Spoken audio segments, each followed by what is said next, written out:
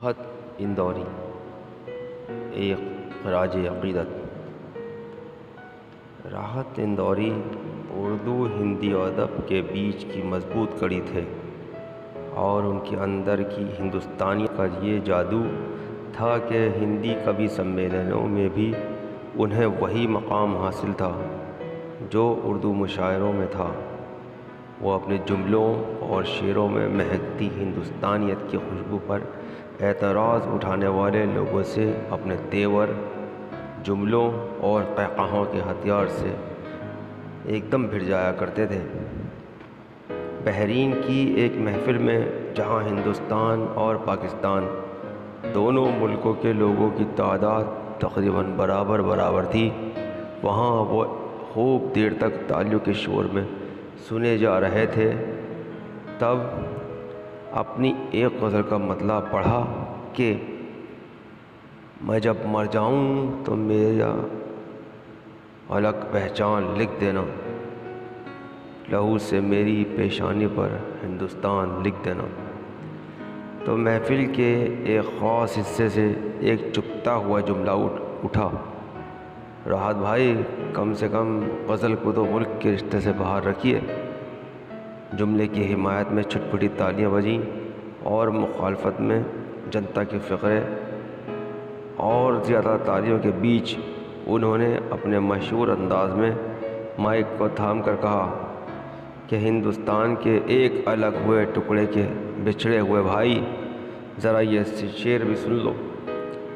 اے زمین، ایک روز تیری خاک میں کھو جائیں گے، سو جائیں گے، مر کے بھی رشتہ نہیں ٹوٹے گا ہندوستان سے، ایمان سے۔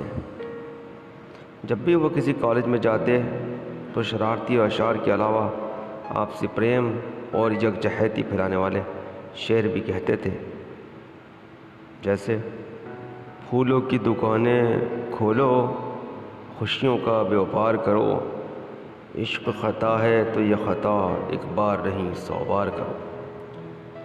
پچھلے 50 سالوں سے اردو ہندی کے اسٹیج کے سب سے بڑے ستارے کو کسی سرکار نے پدم شری کے لائق تک نہیں سمجھا۔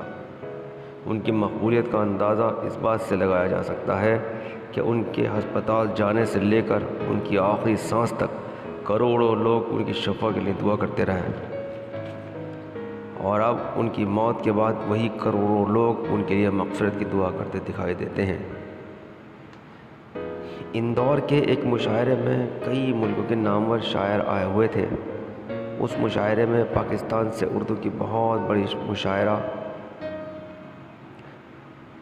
ریحانہ روحی بھی آئی تھیں۔ اپنے کلام کو شروع کرنے سے پہلے انہوں نے کہا کہ جب میرا جہاز اندور کے اوپر پہنچا اور لینڈنگ سے پہلے اس نے شہر کا ایک چکر لگایا، تو وہ ایک شعر کہیں سے میرے ذہن میں اچانک اتر آیا، جہاں میں دھوم ہے ہلہ ہے اپنے راحت کا، یہیں کہیں پہ محلہ ہے اپنے راحت کا۔ کمار وشواس اکثر مشاعروں میں ان کے بارے میں کہتے تھے کہ اصلی شاعر وہ ہوتا ہے جو اپنے نام سے پہلے اپنے شعر سے پہچان لیا جائے۔ اس بے حد سنجیدہ اور سچے جملے پر بھی وہ مائک سے انہیں چھیڑتے ہوئے کہتے تھے کہ ڈاکٹر، اگر تو یہ میرے چہرے کے رنگ کو دیکھ کر کہہ رہا ہے تو یہ تیری بدتمیزی ہے، اور اگر میری شاعری کے لیے کہہ رہا ہے تو سبحان اللہ۔ راحت صاحب کے چند اشعار: نہ ہم سفر نہ کسی ہم نشیں سے نکلے گا، ہمارے پاؤں کا کانٹا ہم ہی سے نکلے گا۔ دوستو، انہوں نے کہا کہ دوستی جب کسی سے کی جائے، دشمنوں کی بھی رائے لی جائے، شاخوں سے ٹوٹ جائیں وہ پتے نہیں ہیں ہم، آندھی سے کہہ دو کہ اوقات میں رہے۔ آنکھ میں پانی رکھو، ہونٹوں پہ چنگاری رکھو، زندہ رہنا ہے تو ترکیبیں بہت ساری رکھو۔ بہت غرور ہے دریا کو اپنے ہونے پر، جو میری پیاس سے الجھے تو دھجیاں اڑ جائیں۔ نئے کردار آتے جاتے رہے ہیں، مگر ناٹک پرانا چل رہا ہے۔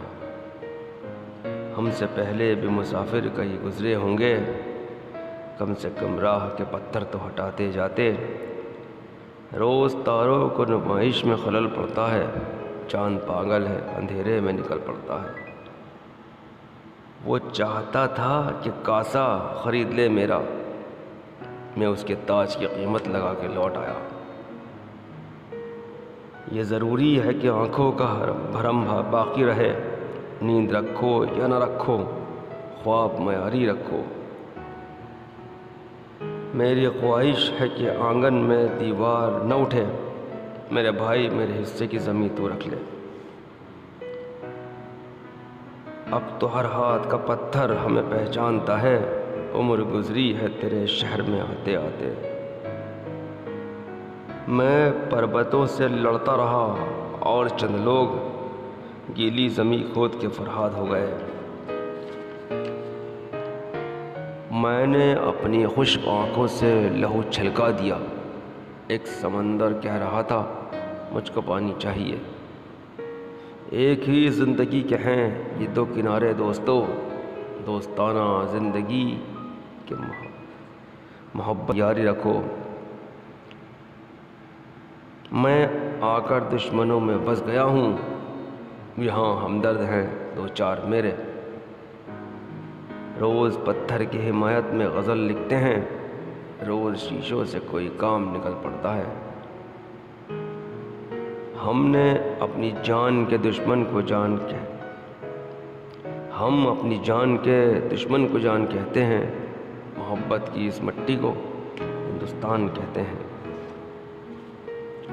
راحت اندوری نے اپنے چاہنے والوں کے دلوں پر راج کیا ہے۔ اس بے لوث راحت اندوری کا جسم بھلے ہی ہمارے بیچ میں نہیں ہے، لیکن راحت اندوری مر نہیں سکتا، کیونکہ انہوں نے خود کہا وہ مجھ کو مردہ سمجھ رہا ہے، مجھ سے کہو میں مرا نہیں ہوں۔ شکریہ۔